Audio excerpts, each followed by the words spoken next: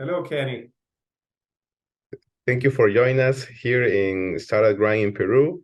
So the first question is about you. Could you introduce yourself and tell us about your role in a startup ecosystem in Israel, please? Yes, sure. First, thank you for having me. I hope you will enjoy this evening. I'm Shahar Matorin. I'm 47 years old, married with a son 23 years old. I started my career in 1999 in the Israeli high-tech sector.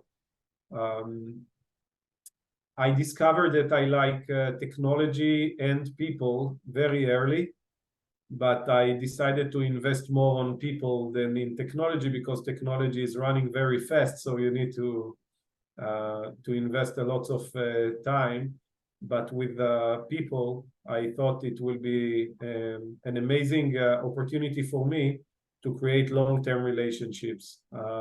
So I started my career in the Israeli IT sector in startups, and then after a couple of years in the high tech, I got the experience, and I decided to help more entrepreneurs to grow out of Israel. So after they finished to develop their first step in the lab, and they got the first orders from the US market, the European market, then I helped them to design the data centers. It was before the cloud, and help them to understand how to serve millions of people.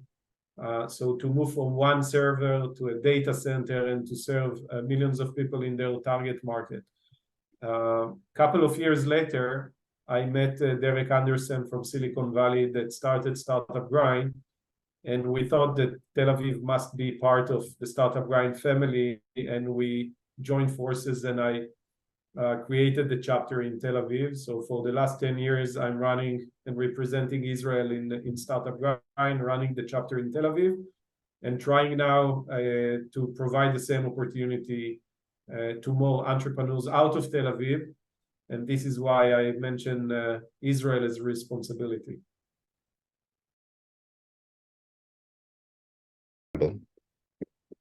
I think today, in the perspective, when we look back, it's a mix of a couple of things that happen specifically in this small country. By the way, I feel lucky in Startup Grind because I represent a very small country, but very active as a startup ecosystem. Today, Israel is the second startup ecosystem after the Silicon Valley. I think the mix of parameters is focused on education from very early days of our kids, focus on education and high education after the army. We have the army, so the military service in Israel also give an opportunity for many people to join for 3 to 4 years, maybe more. Some of them are serving more than 4 years. And they have an access to the top technology, the intelligent unit. It's depend of where you involve, but most of the special units that dealing with technology, with computers, with network, with satellites, with cybersecurity.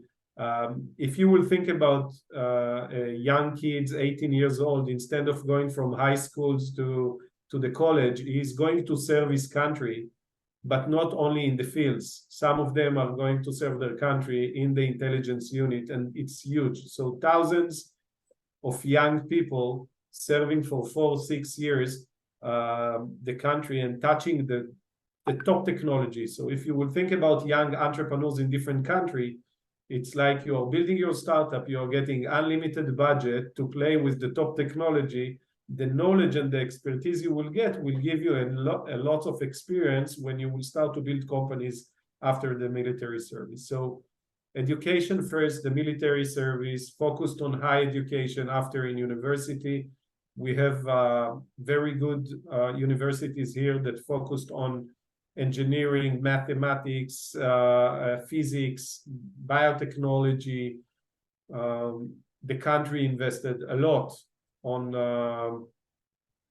pushing innovation. So if we compare countries from the investments of the governments on the GDP in innovation, you will find Israel in the top, 5 countries. I think today is the #1 country compared to the size, of course. But so, as I said, we have the education, we have the army, we have the high education, we have the governments that involve, and we have something that happened in Israel 30 years ago, the involvement in financing the startup ecosystem. The private sectors went outside of Israel to bring money, but the government brought the same amount of money. So the match between the governments and the private sectors helped us to create the first VCs that enjoy, if you bring 1 million, you can have 2 million. So if you will think about 100 million became 200 million, it's more than enough to start and pushing startups to invest in new technology. And of course, the fact that we are a small country in the Middle East with all the borders are enemies, we need to think all the time about defense and how to defend ourselves as a country. So I think it also pushed technologies that came from the army into the private sector. And I'm sure there are many other parameters, but in a nutshell, I think those are the basic. How Startup Grind Israel has been helping entrepreneurs? Because we started early together with Derek and other chapter directors that started in a very big, I would say, big and innovative cities like London and LA and New York, Melbourne, Stockholm, Cape Town, Melbourne.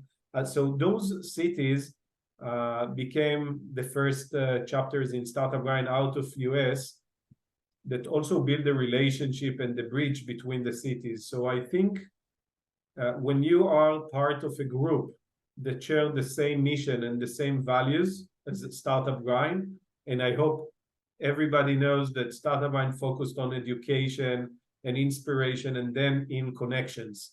So the bridge and the trust we have created in Startup Grind helped me to help my members to cross those oceans and countries. And when they visit a country that we have chapters there, they are not only visiting their potential investors or customers, they also join the chapter meetings, and then they can extend and meet new friends from the community.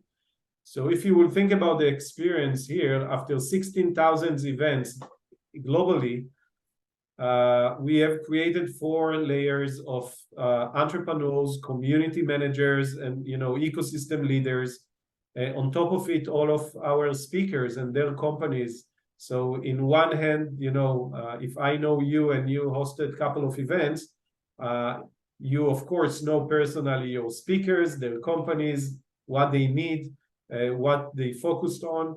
So after 16,000 times, I think we created a bridge that is very unique bridge in the startup ecosystem globally that can help entrepreneurs to cross it without to do the same accidents as other people do.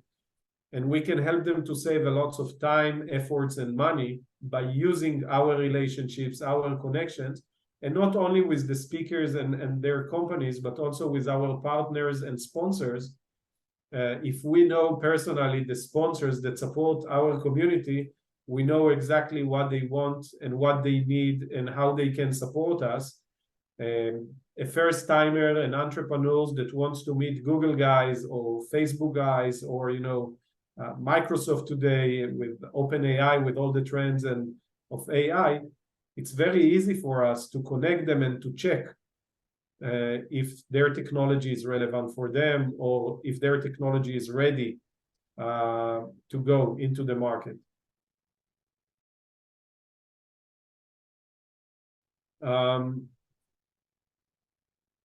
I think that in the last 30 years, the innovation ecosystems supports many initiatives like to build the infrastructure, to build the social networks, the communication layer, But today the world has different challenges like food and water and energy and climate change and digital health and of course all um, the lifestyle needs to be changed, and we need to think about different challenges, how we can solve it with technology. So I think the opportunity now is to understand what are the needs and challenges from each country and to use it as an opportunity to the other side that develop technology, but it's not the market. So if Israel is a very small country, any other country that is larger or bigger by size has different challenges. So, and sometimes they have the same challenges that we already solved, but for a small country. For example, water become a big need for different countries around the world.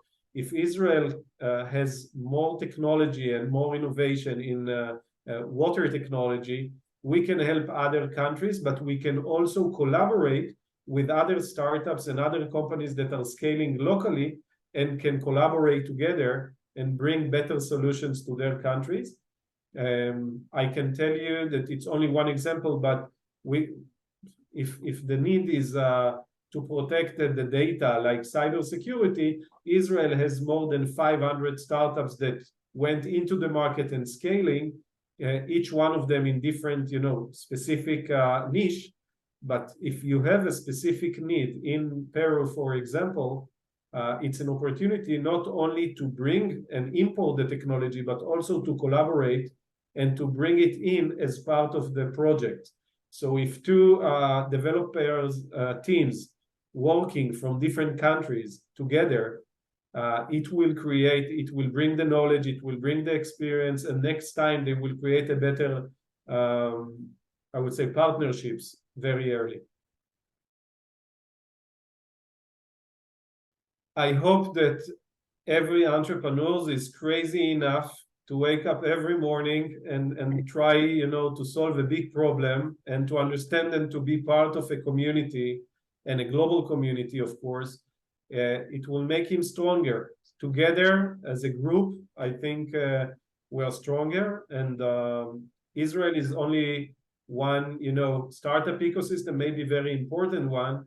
But at the startup grind, I think it's an important to look out where are the active chapters and work together and join forces and don't be shy. Open the closed door every day. And this is what we are doing here.